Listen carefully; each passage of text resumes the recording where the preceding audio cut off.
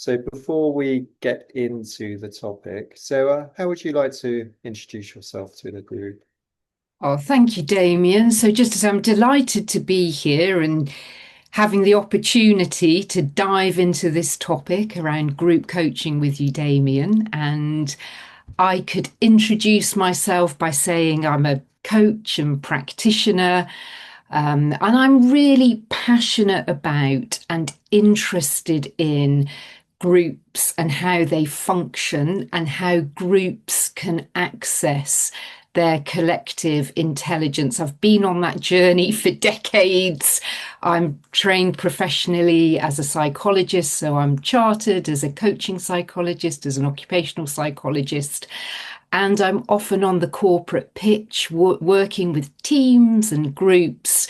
And the final thing I'll mention for now is I'm an author as well. So I write, and the latest book is called Now We're Talking: How to Discuss What Really Matters. And that, of course, includes in groups as well. So that's a sense of me.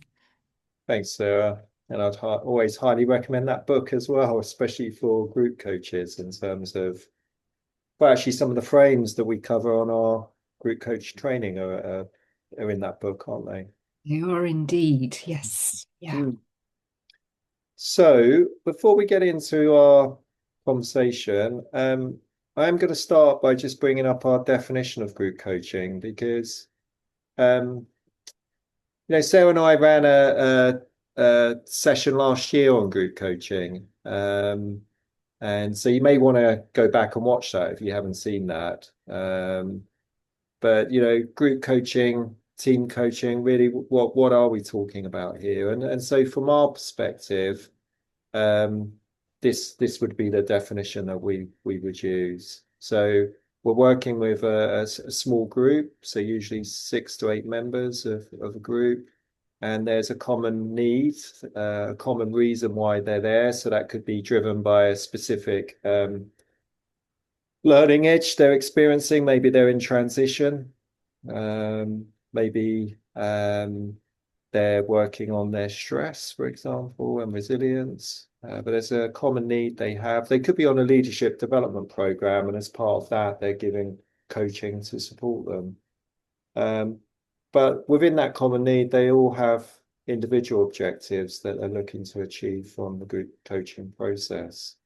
So, of course, we're there working on the climate and creating that safe container, but we're not working on the space between them in terms of their relationships in the same way that we'd be working with a team, for instance, about their collective performance, where they're helping the individuals achieve their objectives and learning from each other in terms of that collective intelligence that Sarah brought in. I mean, Sarah, as I say all of that, just anything you want to add to that definition of group coaching? Well, when I look at that definition, I think one of the words that really jumps out for me is about collaborative. So it's collaborative developmental process, as you've said, in a small group. And I also want to acknowledge, and we cover this in the longer session, of course, Damion, is because it's in a group setting, there's the possibility that all of us could get triggered at some moment, even though the absolute intention is to be collaborative, to work together well, to support and challenge one another. And so it's a very deliberate move on our behalf that we cover early on in the session about noticing reactive tendencies, which can be different in different people. So, because as the coach, as the group coach, we obviously need to be holding space for that collaborative inquiry. And we also need to hold ourselves as well. If we get triggered, or if something comes up, or one of the group members has a strong emotional reaction to something somebody says or does in the group. So, collaborative, and of course, there are many layers to that as well. Thank you, Sarah. Thank you. Well, and the reality of, systemically and societally, what we're holding at the moment, all of that is triggering, isn't it, in terms of the way that people are showing up and arriving, whether that's face to face or online. And that was, I suppose, one of the driving forces for, our initial conversation about creating the group coaching module was to provide coaches with that capacity to not just presence themselves, but work with the group and manage the multi dashboard that is group coaching. Yes.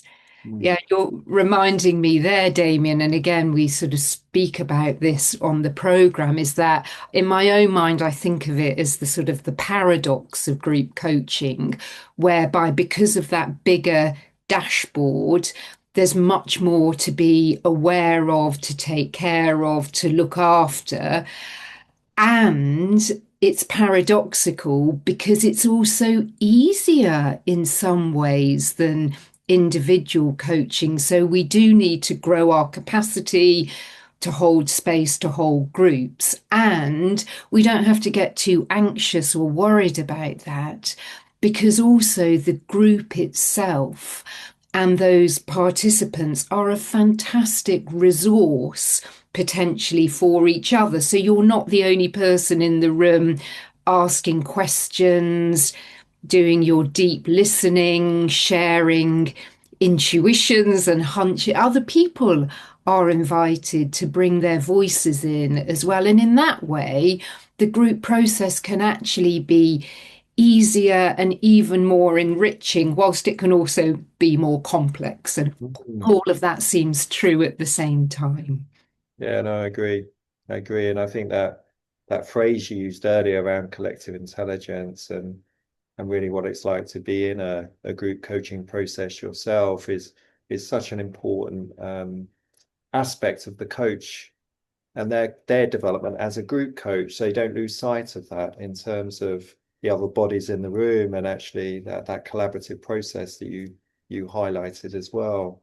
Yes. Mm. Yeah, and you're making me think there about how, and again, we cover this on the program, how some interventions we might make as a group coach can be quite structured. And we're working in a more, sometimes we use the word hierarchical way or structured way, Mm. particularly with a less mature group or with people who don't know each other so well, for example. And then on the 3 days we have together, we work our way along a spectrum, as you know, of interventions in the group that can be less and less structured. And there are certain processes, and there are still processes that we follow where there's more room for emergence, there's more space in the group dialogue to let common themes, common challenges emerge in the group. And then as a coach, we work with that whilst looking and making sure that each individual is also going to have a clear insight or action to take away. And that is a mature way of working, but we sort of come to that on day 3 rather than on day 1 on the program. No, completely. Thank you, Sarah. I mean, as Sarah and I start to talk, there may be questions that you're holding, and because you're here, please feel free if there are questions around group coaching, feel free to add those into the chat, and we'll try and bring some of those in.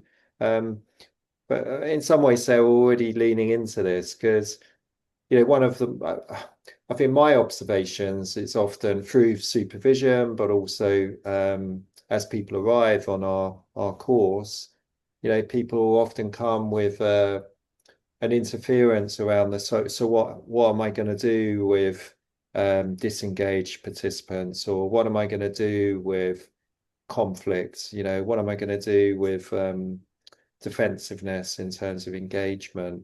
And one of the things we always say to the participants and through the training we do is really helping them set the group coaching up for success, in terms of preparing that ground. Um, and I just wondered, in terms of just perhaps we start there with some reflections each about, to set group coaching up to succeed. what would be our reflections on that? Yeah. Do you want to kick us off with this one, Damien? Yeah, well, I'm mindful of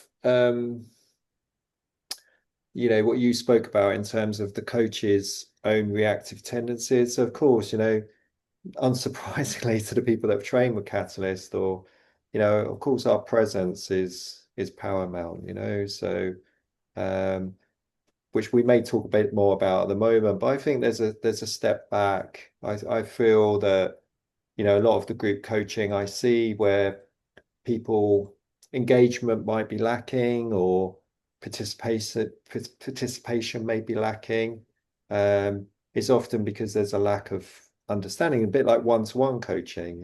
We in mature organizations, coachees are really set up to get the most from coaching. And often organizations may introduce group coaching as part of a leadership development experience, but participants aren't necessarily prepared to enter that development intervention and get the most out of it. So I think for me, the first thing I would say is really, um, the clarity on the purpose of the group coaching, and really thinking through, well, what's the preparation that's required for somebody to really be able to step into that group coaching space and potentially open up and be vulnerable in front of their peers, and also understand how to get the most out of it. Yes. Yeah, so like you say, just being really clear on purpose, managing expectations. I know you've spoken about doing one-to-one conversations sometimes before the group meets in person or online. And Karen, I think you've asked a question in the chat as well, and maybe we can come to that in a little bit about working online versus in person as well. And I think there's something about, and Damien, you also mentioned about the importance of our presence and really deepening into that. And I'm just thinking that there are all sorts of frameworks and tools that are super helpful, both in terms of the process of group coaching and then managing the dialogue as well, particularly when it's got more of that quality of emergence to it. And I could say more about those frameworks, but sort of on a deeper level, underneath all of that, I think is the somatic level where we're working with staying present and grounded and centered ourselves, and also helping our participants to take their seat, find their ground, find their voice, particularly where they might know one another or they might be feeling vulnerable for whatever reason. And I know one of the things I really value about working with you, Damien, is on the program, whether it's online or in person, because of course we have both offers. There's always some time to just work somatically through taking, and it might just be a couple of minutes of mindfulness practice, just to be so present, because we're going to need all of that presence for keeping our eye on that big dashboard. Mm. Yeah, no, great, great. And I think I think the wonderful thing about group coaching is it's so applied and um I suppose work based in terms of what we're working through, in terms of the challenges that I don't want to say leaders because they're not always leaders, but the participants are bringing. I think as coaches we can really trust in that experience, because with when people are there and they're working through the group coaching process, they can get so much from, again, that collective intelligence, the sharing that's happening. So I just wanted to say as well, really leveraging past participants' experience in um, any of the materials that we're using, any of the briefings we're doing, to really enable other coachees to get the most from the experience is something I'd really be advocating. And also, yeah, the sort of sponsorship within the organization, which feels really important, often gets overlooked in terms of, well, they're on a leadership development program, so they will understand what how to use the group coaching space, and they don't, you know. Yeah. Yeah, and I guess it's true. And people experience with coaching individuals would absolutely work with that notion. People aren't coming in as empty vessels, they're coming in, each individual, as you say, with a sort of wealth of Mm. experience and insight and intelligence. And it's very rich to provide a space and to create a field where that can be expressed and shared. And I just love in the group coaching session how people spark off each other as well. And yeah, there is that sense of people really contributing to each other's learning, and also the potential for empathy as well when somebody is willing to make themselves vulnerable, explore something, and then we just sort of think, oh, I can so relate to that challenge around managing work and life or whatever it is. But there's a huge capacity for empathy in group coaching as well. Mm. Yeah, I agree, and I think, you know, with the skills that the participants are learning, as a result of being in the group coaching, you know, good listening skills, the ability to ask questions of each other, the ability to experience challenge in an open way. You know, such important skills for leaders. And again, I think that often gets underestimated in terms of the value and the benefits from group coaching and understanding people's understanding of what they're going to receive as a result of investing in that time. Yes. Mm.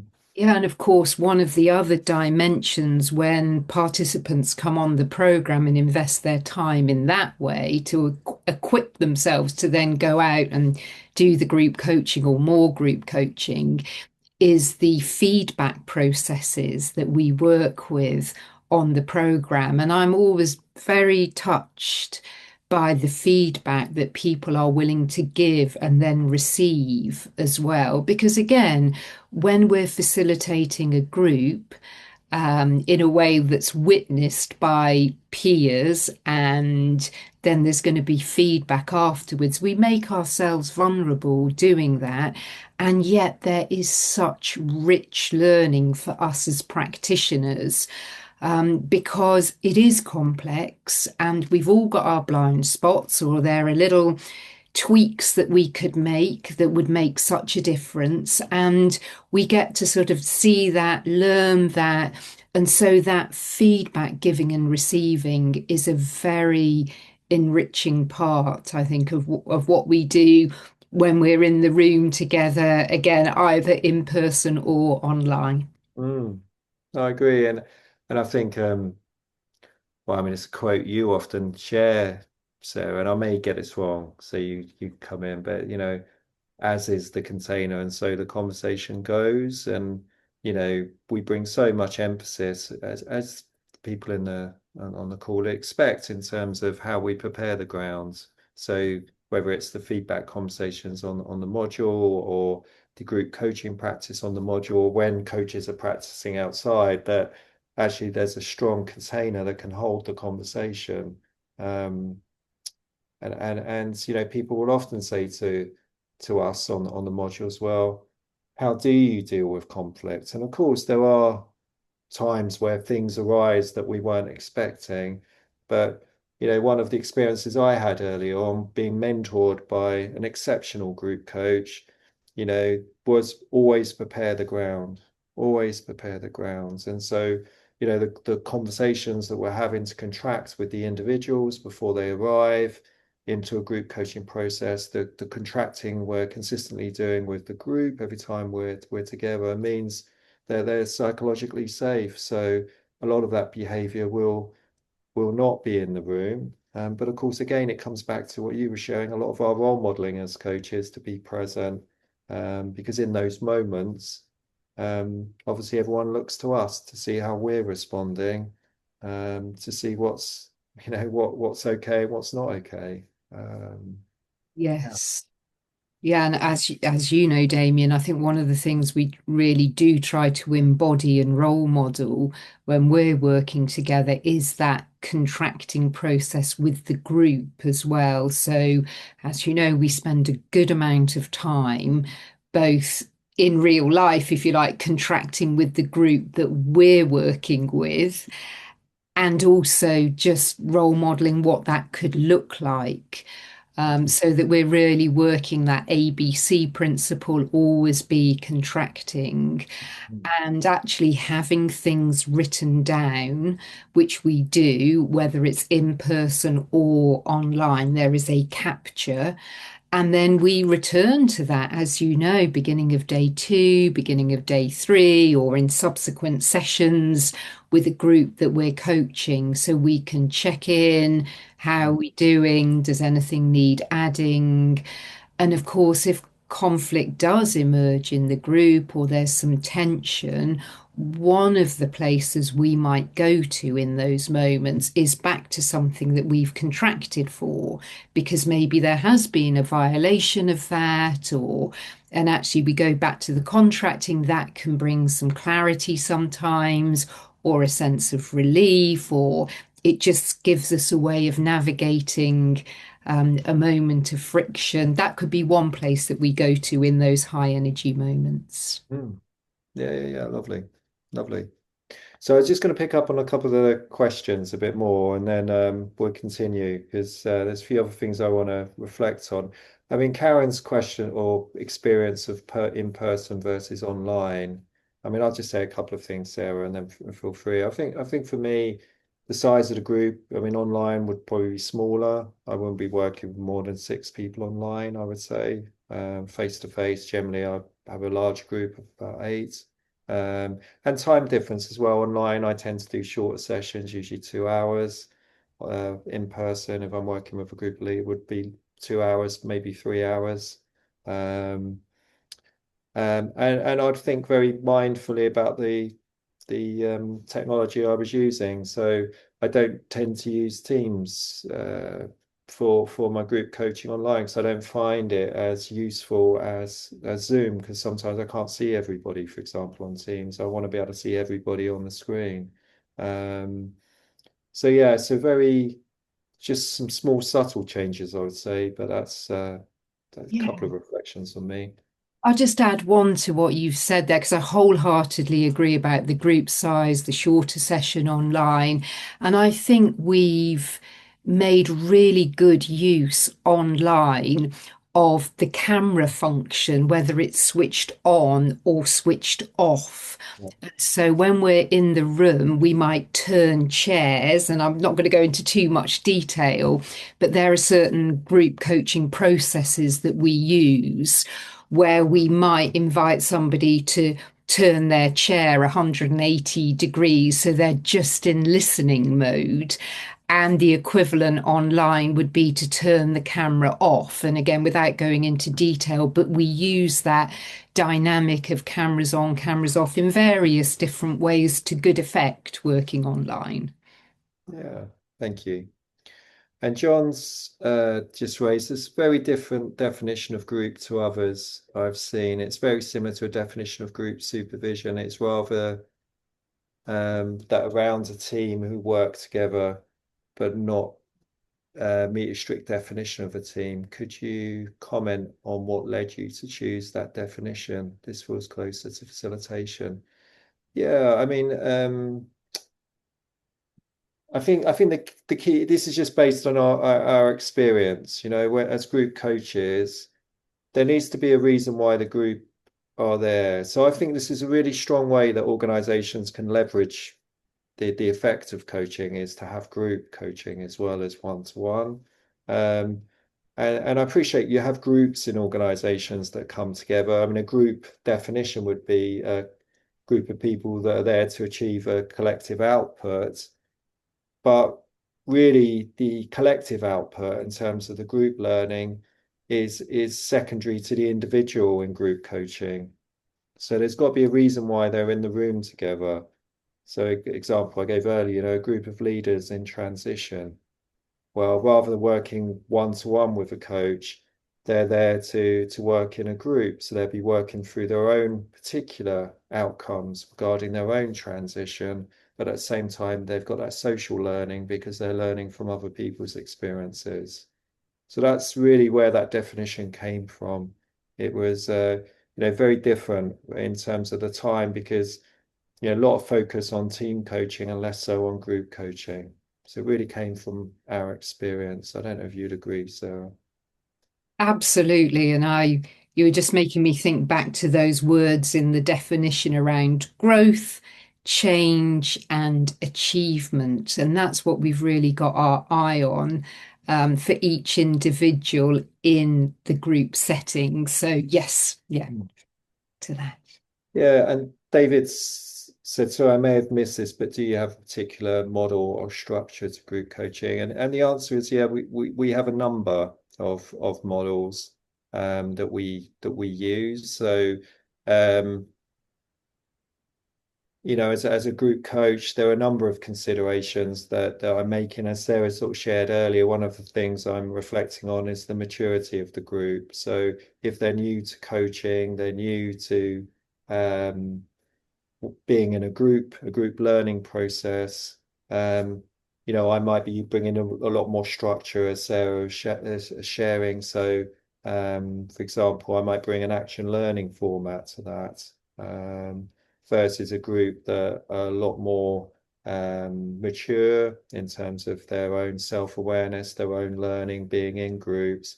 Well, I may be bringing more frames that I might hold as a coach to that conversation. And obviously, underneath all of that is an understanding of processes like group dialogue, which again, on our training, we really cover with people.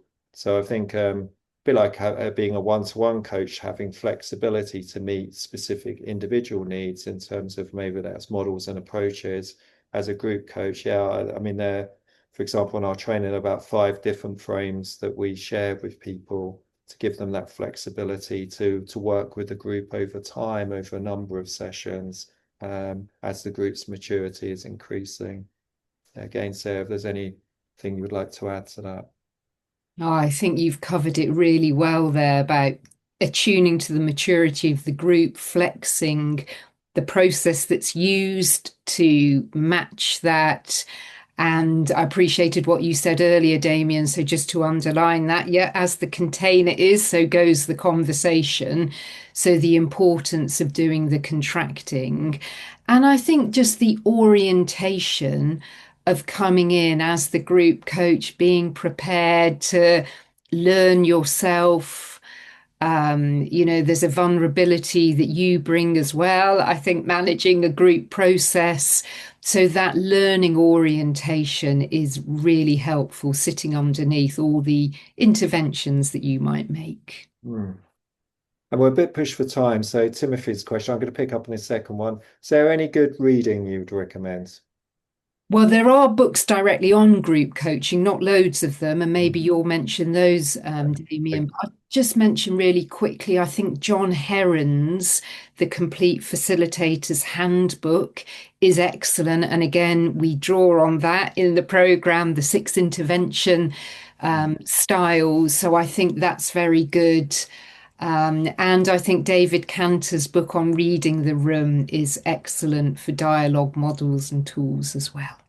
yeah, and your book, as we mentioned earlier. Thank you. By now we're talking. Yes, thank you Yeah. very much. Yes. I mean, from a group coaching, they're very mixed. I mean, there are some more books that are being written at the moment, and there's more research that's coming out. I mean, the book I'd always refer to is Christine Thornton's book, which is called Group and Team Coaching. That's the book I'd always recommend to read. It also looks at some of the psychological dynamics, which is very useful as a group coach. So they're the books I would say as well. Maybe I can do one more shout out, Damien, and that is The Art of Dialogue in Coaching by Reinhard Stelter, who's an academic based in Denmark, but really good. And he covers dialogue in groups, not just in one-to-one settings, but that's also very good. So we're at time, I'm afraid. So this is going to be a conversation I'm sure will go on. Um, So anything you want to say just as a way of closing down today? I do think that groups as well as teams are the most potent unit of change or for change in organizations because you can get that access to collective intelligence. So, as I said, passionate about it because it makes such a difference. And I've really enjoyed our conversation. Thank you very much, Damion, and I hope it's been enriching for participants here. Yeah, wonderful, Sarah. And I really agree. I really agree. I mean, it's one of the reasons why I'm so passionate about group coaching. And I really think organizations are missing a trick when either they introduce it without supporting the coaches to be great group coaches, or they're introducing it without preparing the participants how to get the most out of it. I think my biggest tip I'm just going to end with is a bit like our relationship. If you're thinking about doing this as a one-to-one coach, think about, well, who could you partner? I was very fortunate to be mentored by someone I said earlier, used to go two up with a group. I learned so much from working with them. So I would again just say, if you're interested, think about who you could work with. Thank you.